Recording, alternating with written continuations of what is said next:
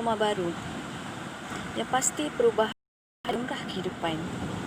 Norma baru, peraturan baru yang diterima atau diguna pakai oleh masyarakat disebabkan berlakunya sesuatu perkara seperti pandemik penyakit berjangkit. Apakah yang dikatakan norma baru di dalam kehidupan?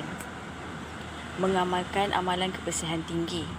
Contohnya, kerap mencuci tangan dan menggunakan sanitizer. Kedua, mengamalkan langkah-langkah keselamatan. Seterusnya, mengamalkan amalan-amalan pencegahan jangkitan dan mengelakkan sebarang bentuk perhimpunan. Assalamualaikum dan salam sejahtera. Saya Emma Wati akan berkongsi apakah itu norma baru di pejabat. Pertama, pekerja hendaklah mematuhi pemeriksaan suhu badan sebelum memasuki pejabat dan memakai topeng pelitup muka.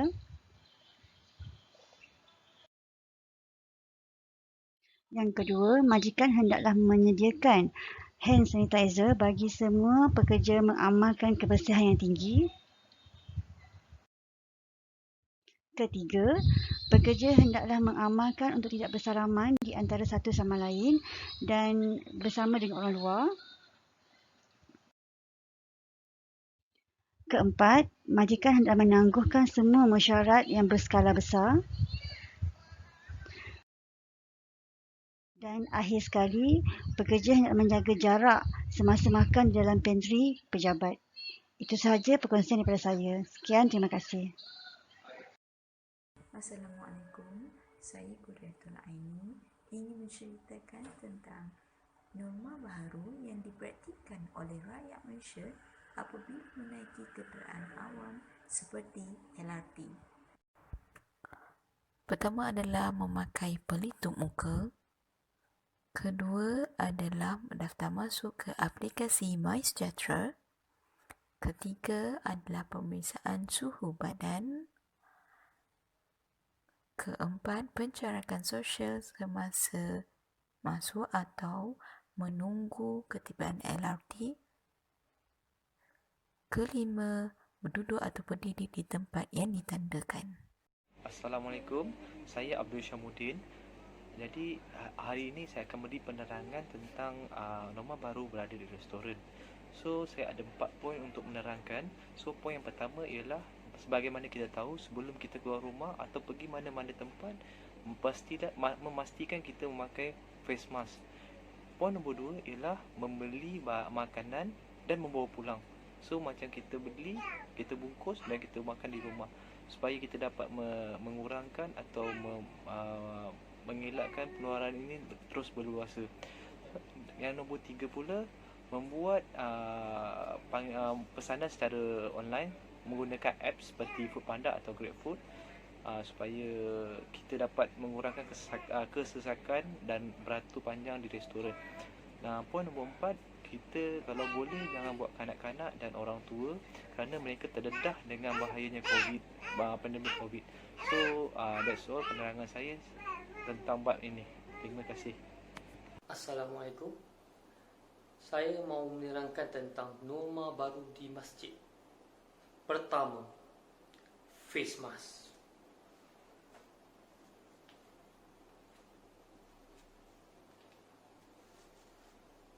Okey, norma baru kedua adalah mengambil suhu.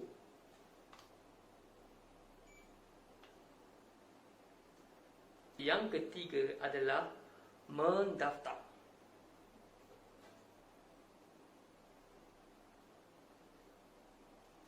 MySejahtera. Norma baru keempat adalah cecair basmi kuman.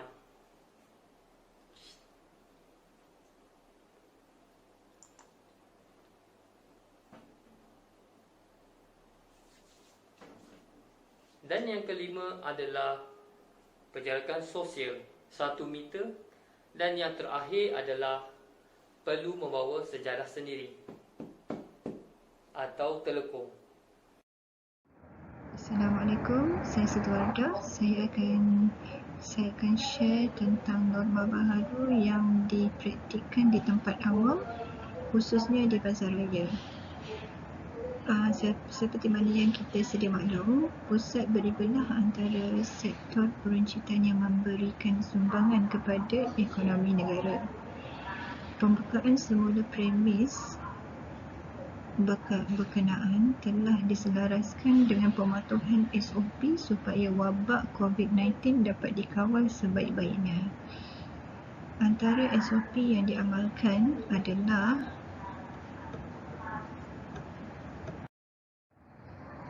pertama, pemakaian pelitup muka. Pemakaian pelitup muka ini telah diwajibkan kepada rakyat Malaysia mulai 1 Ogos 2020.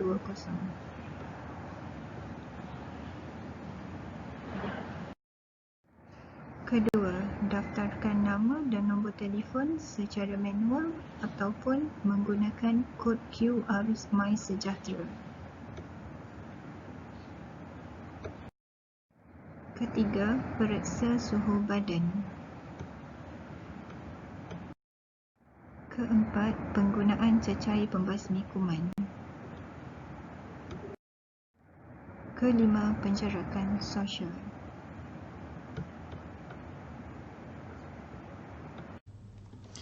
Assalamualaikum, saya Muhammad Syafruddin Farhan bin Roslan akan bincanglah pasal kesimpulan nombor baru. Okey, kempen kebudayaan nombor baru bertujuan dicipta bertujuan perkasa usaha melawan wabak COVID-19 di negara ini. Masyarakat perlu menganggap diri sendiri sebagai petugas barisan hadapan atau frontliner dan terus mengamalkan nombor baru dalam usaha membantu kerajaan memerangi penularan COVID-19. Pematuhan kepada prosedur operasi standard SOP yang sedia ada perlu diperluaskan lagi. Ini bagi mengelakkan daripada wujudnya kluster-kluster baru yang menyebabkan peningkatan kes-kes positif COVID-19 di negara kita. Justru kesedaran kawalan diri yang tinggi baik di tempat kerja, tempat-tempat awam, tempat ibadat maupun di tempat maupun di rumah perlu ada dalam diri ahli masyarakat pada setiap masa. Sebagai warga negara yang bertanggungjawab dalam memutuskan rantaian COVID-19, kita semua harus terus mempraktikkan amalan kebiasaan baru dengan mematuhi garis panduan seperti yang dikeluarkan oleh Kementerian Kesihatan Malaysia. Saja, terima kasih.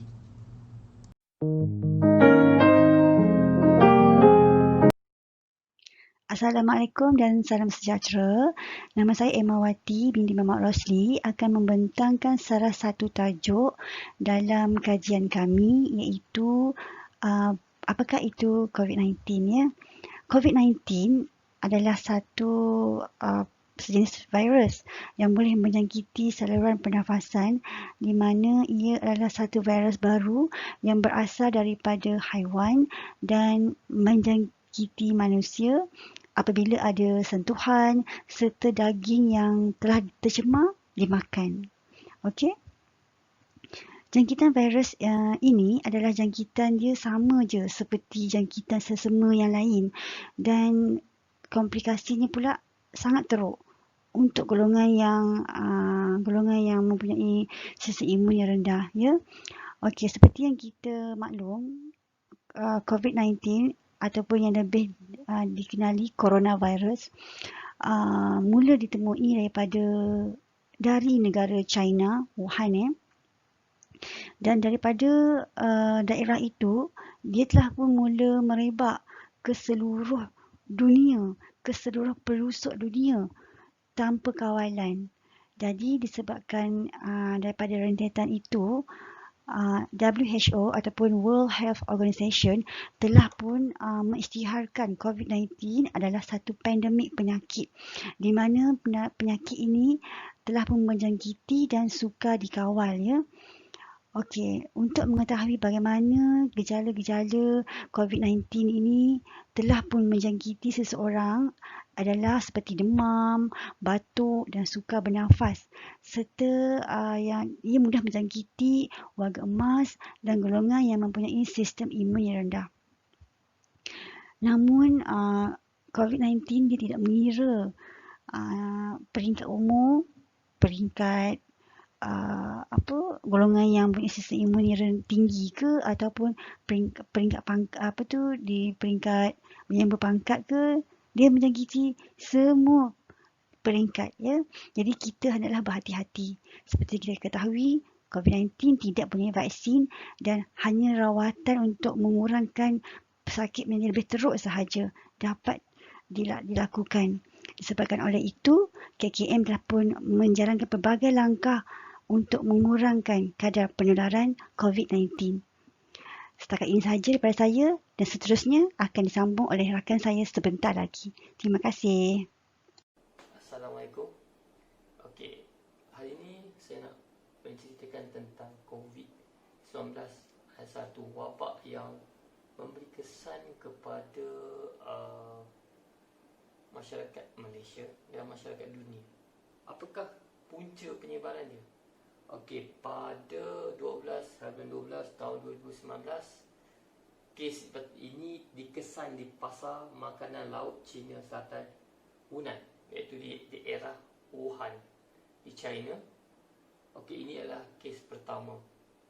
So, masa inilah yang dia mula dikesan.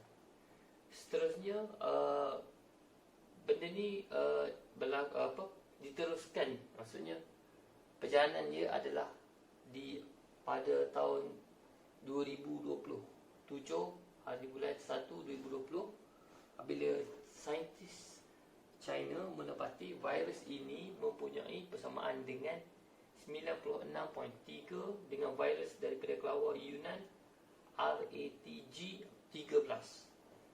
Okey. Seterusnya adalah 70% genetik daripada coronavirus atau sindrom pernafasan akut yang teruk. Dia sebenarnya virus yang hampir sama yang pernah berlaku pada tahun sebelum ini, iaitu SARS.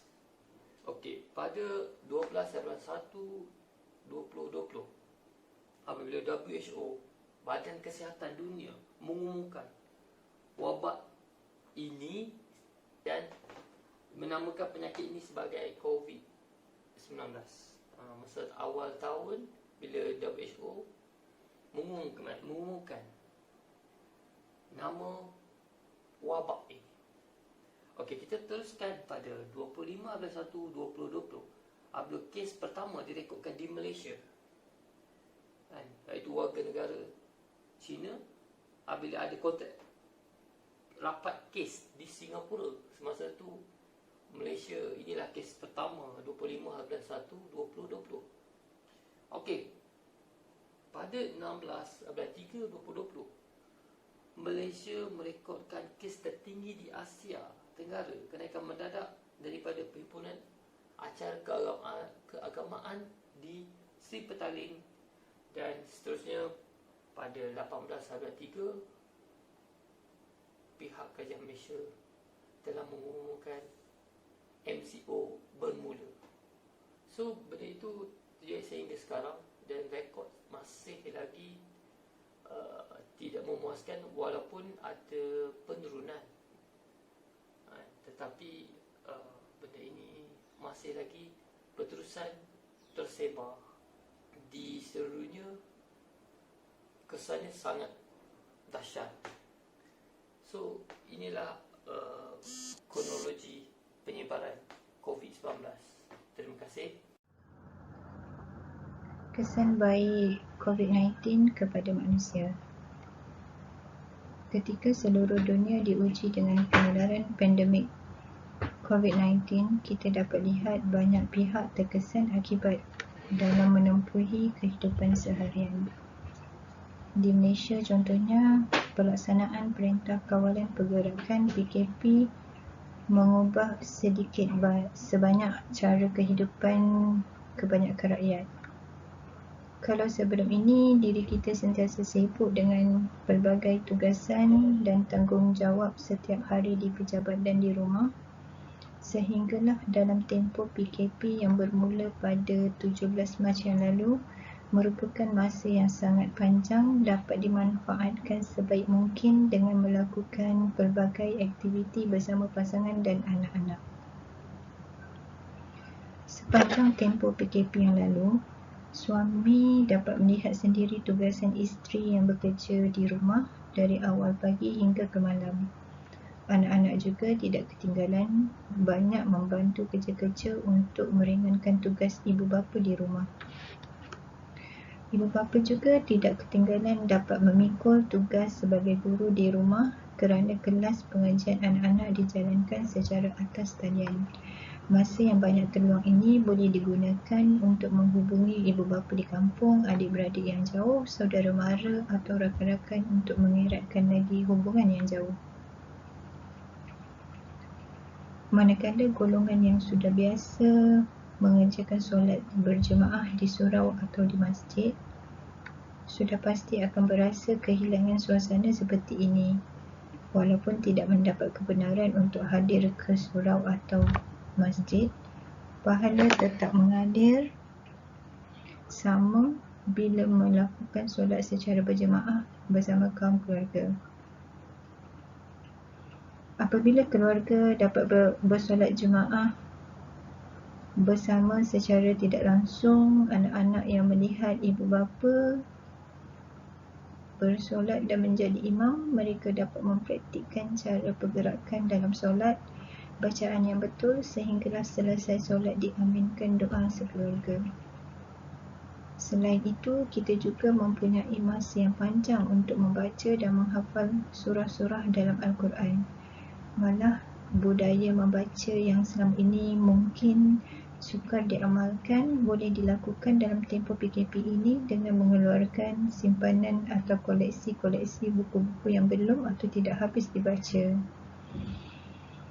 Kesan daripada wabak ini juga, semua masyarakat mempunyai kesedaran betapa pentingnya untuk menjaga kebersihan diri dan keluarga seperti mana yang dihebahkan oleh media-media massa mengenai cara yang betul untuk mencuci tangan, memakai pelitup muka, termasuklah melakukan penjarakan sosial ketika berada di tempat-tempat awam.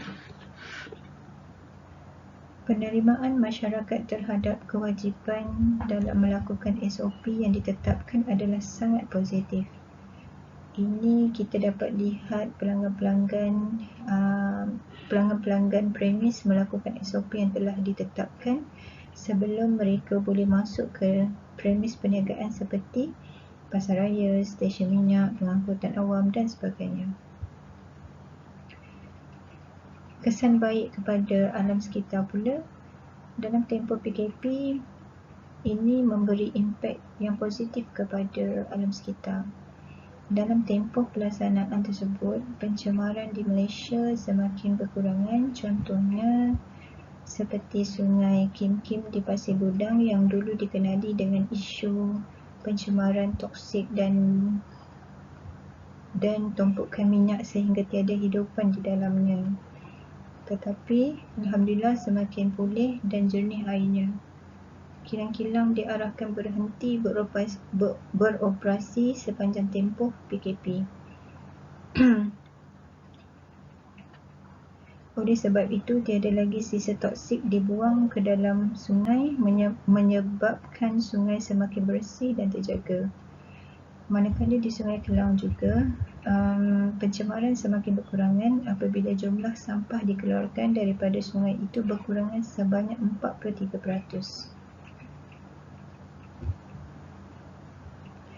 PKP sememangnya membawa impak yang sangat positif kepada alam sekitar. Justru semua rakyat Malaysia perlulah mengekalkan kebersihan sungai yang dicapai sepanjang tempoh PKP dan juga pada masa akan datang. Premis perniagaan seperti kilang pula perlu memastikan sisa-sisa toksik tidak dibuang sewenang-wenangnya ke dalam sungai dan diuruskan dengan rapi agar tidak mencemari alam sekitar. Kesan kepada individu pula, hikmah di sebalik wabak ini dapat memberi peluang kepada orang ramai untuk melakukan sebanyak mungkin amal kebaikan. Semua lapisan masyarakat tanpa mengira latar belakang dilihat tidak putus-putus membantu dalam menyumbang tenaga maupun harta mereka demi kesejahteraan orang lain. Ada yang mengorbankan masa dan tenaga siang dan malam dikala orang lain beristirahat di rumah seperti petugas di baris hadapan dalam kalangan doktor, jururawat, polis dan tentera. Ada juga sebahagian yang sukarela menghulurkan bantuan bekalan makanan untuk mereka yang berada dalam kesusahan seperti orang gelandangan, ibu tunggal dan orang yang hilang pendapatan harian. Sehingga di saat apabila keperluan peralatan perlindungan diri PPE yang begitu tinggi dalam kalangan petugas hospital, maka hadir pelbagai pihak termasuk dalam kalangan agensi kerajaan dan swasta, badan bukan kerajaan NGO maupun individu yang segera menyumbang tenaga dan idea untuk menyediakan PPE tersebut.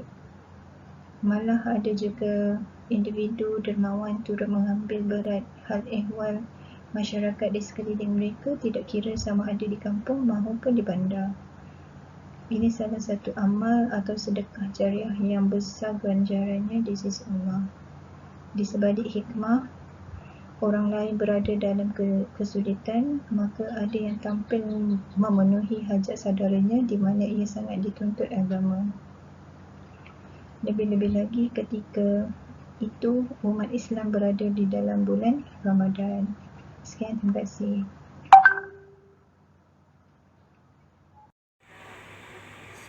Disebabkan kadar indeks jenayah menurun secara signifikan, dan kes kemalangan jalan raya telah menurun sebanyak 70%.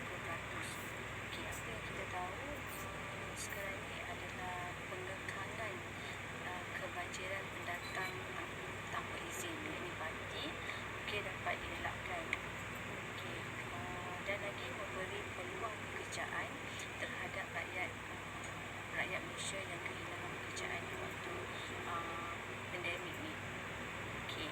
Kesan positif kepada pelajar pula adalah beri peluang kepada pelajar untuk mempelajari sedikit teknologi ataupun orang kata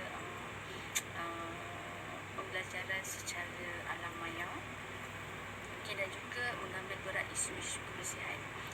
Selama ni kita tak tahu pelajar-pelajar ni dia mengamalkan kebersihan ataupun tidak, dan juga mengambil berat berkaitan dengan penjarakan sosial. Maksudnya penjarakan satu meter antara seorang pelajar kepada seorang pelajar lain.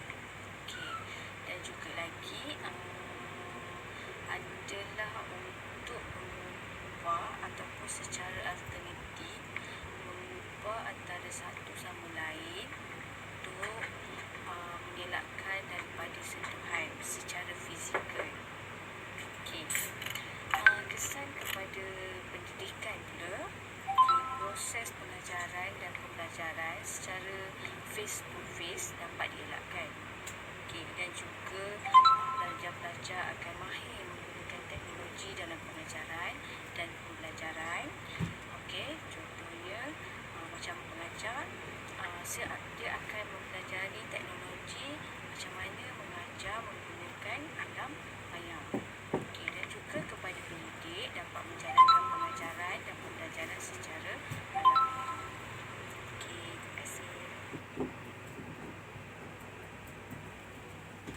Assalamualaikum, saya Qurratul Aini ingin membentangkan mengenai kesan buruk COVID-19. Seperti mana kita tahu, penularan wabak COVID-19 ini adalah berlaku secara global yang mana mengakibatkan kehilangan banyak nyawa seluruh dunia. Penyebaran wabak coronavirus ini telah memberikan suatu impak yang besar untuk negara Malaysia dari segi terutamanya dari segi ekonomi negara Malaysia,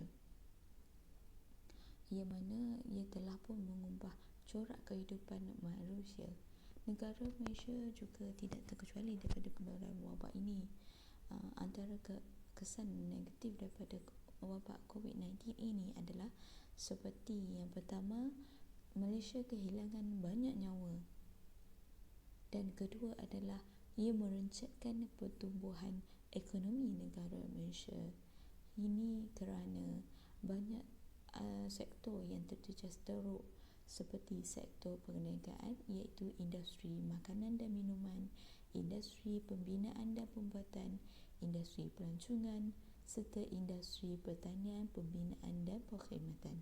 Sejurus selepas pengumuman daripada Perdana Menteri kita iaitu dengan pelaksanaan Perintah Kawalan Pergerakan PKP, banyak rakyat Malaysia terpaksa menutup permis perniagaan mereka disebabkan oleh PKP ini.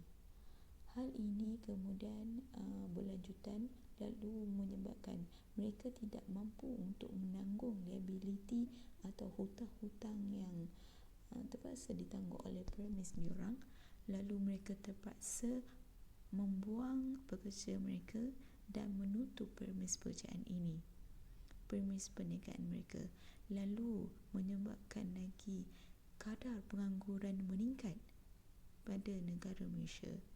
Ini disebabkan oleh banyak pekerja terpaksa dibuang akibat daripada penutupan permis perniagaan. Hal ini telah memberikan kesan dari segi psikologi dan kesihatan mental pada rakyat Malaysia. Mereka merasakan tekanan kepada diri mereka akibat daripada kekurangan pendapatan yang mereka hadapi. Mereka kehilangan punca pendapatan untuk menanggung seisi keluarga mereka. Hal ini telah menjejaskan lagi kesihatan psikologi dan juga mental mereka. Tidak terkecuali juga dengan apa yang dihadapi oleh para petugas barisan hadapan, yang mana mereka terpaksa bekerja lebih masa daripada waktu biasa dengan menghadapi risiko yang tinggi terhadap jangkitan virus COVID-19 ini, terutamanya seperti nurse, pihak doktor yang terlibat secara direct dengan pesakit COVID-19 ini. Walau bagaimanapun, kita juga mendapat perhatian, pertimbangan dan juga kerjasama daripada pihak PDRM, RELA dan juga ATM untuk membantu lagi melakukan sekatan jalan raya bagi melaksanakan Perintah Kawalan Pergerakan ini.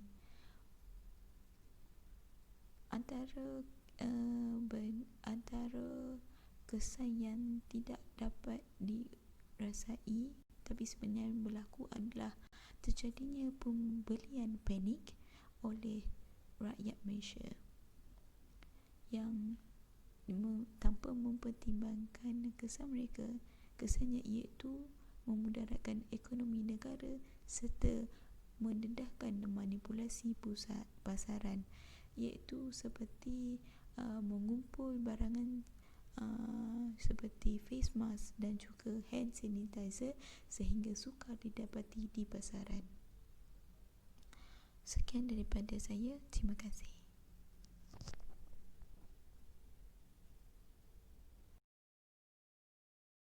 Syamuddin bin Abdul Hamid. Jadi hari ini saya akan terangkan tentang norma baharu kehidupan dan untuk memutuskan rangkaian COVID-19.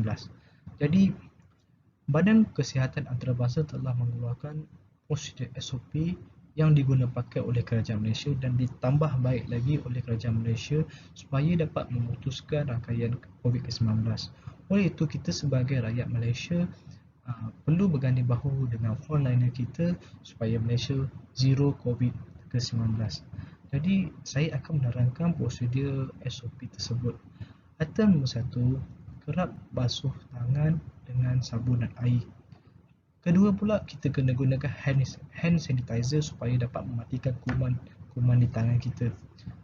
Item nombor 4, sebelum kita ke rumah, pastikan kita menggunakan mask yang diiktiraf oleh Kementerian Kesihatan Malaysia ataupun Badan Kesihatan Antarabangsa. So mask pun kita kena, kalau boleh kena pastikan mask tu boleh prevent daripada kena COVID boleh masuk daripada mask bila seseorang bersin atau batuk di hadapan kita. So, item nombor 4 ialah segera dapatkan rawatan jika demam, batuk, sesemak atau sesak nafas. Bila kita ada gejala seperti ini, pastikan kita terus pergi ke hospital dan buat check up untuk COVID-19 supaya kita bukan jadi orang yang pembawa COVID-19. Pada poin nombor 5 ialah jangan mengunjungi tempat yang sesak seperti mall, pasar awam, restoran dan berikutnya lah. Jadi kalau boleh elakkanlah.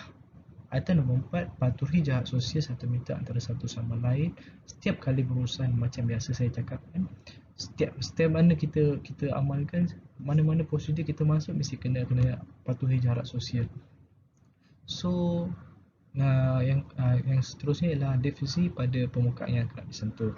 8, jangan bersalaman atau bersentuhan. So kalau boleh salam, orang nak salam kita ganyak bahu, kan kita tanduk tanda hormat supaya kita tidak dapat sentuhan dan ditahu sebab apa kita tak nak salam dengan dia.